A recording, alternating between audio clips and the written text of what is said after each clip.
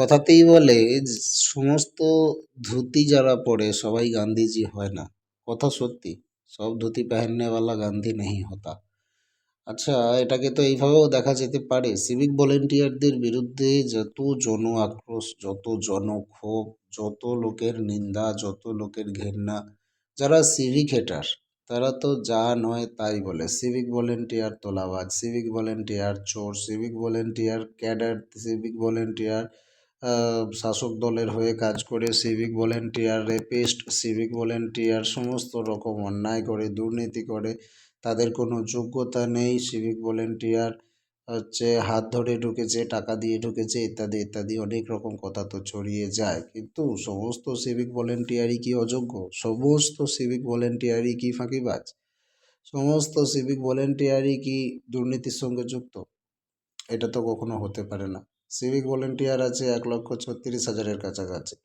প্রায় 1.5 লক্ষ civic volunteer নিয়ে এই রাজ্যটা চলছে। হ্যাঁ, তাদের সিস্টেম অনুযায়ী যেভাবে রিক্রুট হয়েছে, আজ যারা যে পজিশনে আছে সেটাতে অনেকের চোখ টাটাতে পারে। সিভিক ভলেন্টিয়ার যারা হেটার তাদের অনেক রকম এখানে মতবাদ থাকতে পারে। এটা একটা বিতর্কমূলক।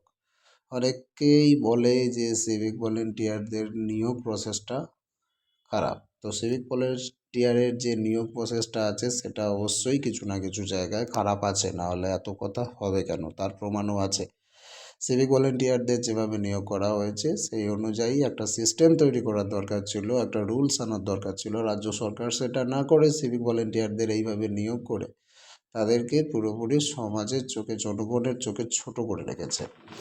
তাহলে সেই জায়গায় সিভিক ভলেন্টিয়ারের তখন যে পজিশন ছিল, এখন যে পজিশন সেটা এক নয়, এটাকে ভাবতে হবে। সিভিক ভলেন্টিয়ার নিয়োগ করা হয়েছিল ভিড় সামলানোর জন্য। তাদেরকে বলা হয়েছিল 141 টাকা 82 পয়সা বেতন দেওয়া হবে, মাসে সমস্ত দিন কাজ দেওয়া হবে না, তাদেরকে 20 দিন 25 দিন হয়তো কাজ দেওয়া হবে, ভিড় সামলানো টুকটাক কাজ তাদের জন্য থাকবে, ডেকে ডেকে কাজ করানো হবে। তখন নির্দেশ ছিল এটা কোনো স্থায়ী চাকরি নয়, চাকরির মতো ভাবা হবে না, ভবিষ্যতে কেউ কোনো দিন এটাকে চাকরি হিসেবে দাবি করবে না, কোনো কিছু করবে না, সেই হিসেবে নিয়োগ হয়েছিল। আর সেই হিসেবে নিয়োগের জন্য সেই প্রসেসটা খুব একটা খারাপ ছিল না, যে জাস্ট একটা সাহায্যকারী মানুষ হিসেবে শুধুমাত্র একটা ছোট ইন্টারভিউ নিয়ে তাদেরকে তাদের ডকুমেন্ট জমা নিয়ে তাদেরকে নিয়োগ দেওয়া হলো। তাদেরকে চাকরি করার জন্য, পুলিশের কাজ করার জন্য নিয়োগ করা হয়নি।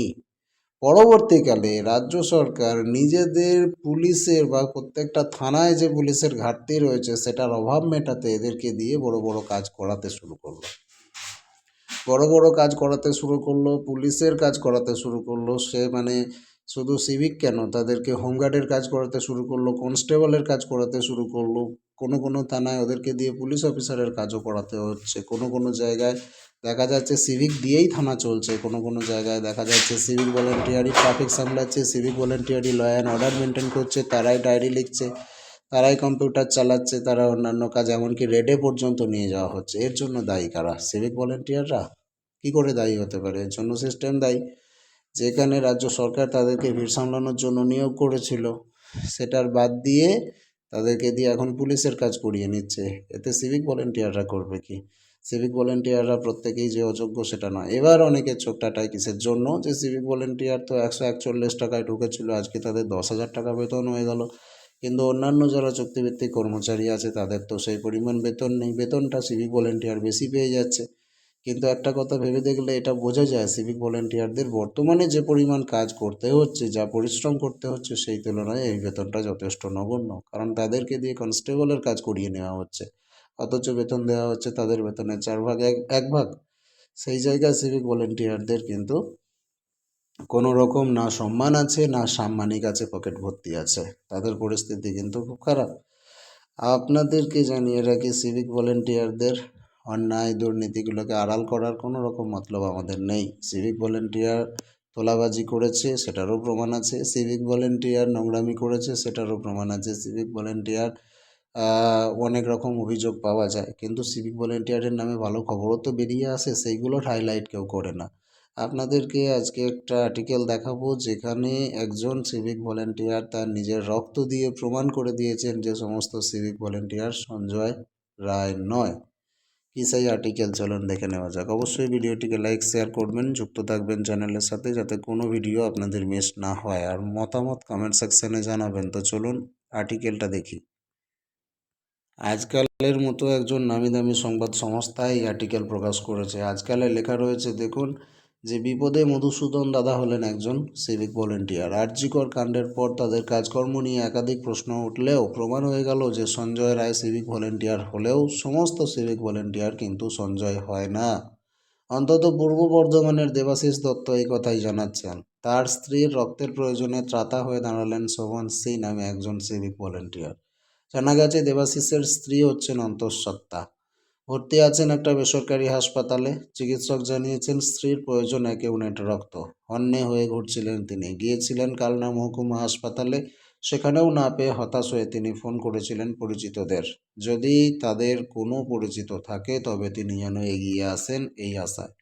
কিন্তু কেউই তাকে রক্ত জোগাড় করে দিতে পারেননি। বিষয়টি জানতে পারেন পেশায় সিভিক ভলেন্টিয়ার শোভন সি। সব শুনে তিনি এগিয়ে আসেন, বলেন চিন্তা করতে হবে না, তার রক্তের গ্রুপ আর দেবাশিসের স্ত্রীর রক্তের গ্রুপ এক, তিনি দেবেন রক্ত। হাসপাতালে গিয়ে রক্ত দিয়ে আসেন শোভন, চিন্তামুক্ত হন দেবাশিস। তার কথায় এটা একটা মানবিক উদাহরণ, আমার কাছে চিরস্মরণীয় হয়ে থাকবে। আর শোভন, তার কথা এটা একটা মানবিক কর্তব্য, সকলেরই এটা করা উচিত। আমি করেছি আমার নিজের ভালো লাগার জন্য, কারোর উপকার হওয়ার জন্য। দর্শক বন্ধুরা কী বলবেন এই শোভন সি সিভিক ভলেন্টিয়ারের নামে? অবশ্যই আপনারা আপনাদের ফিডব্যাক কমেন্ট সেকশনে জানান। পরবর্তী আপডেট পেতেই নজর রাখুন স্মার্ট দুনিয়ায়।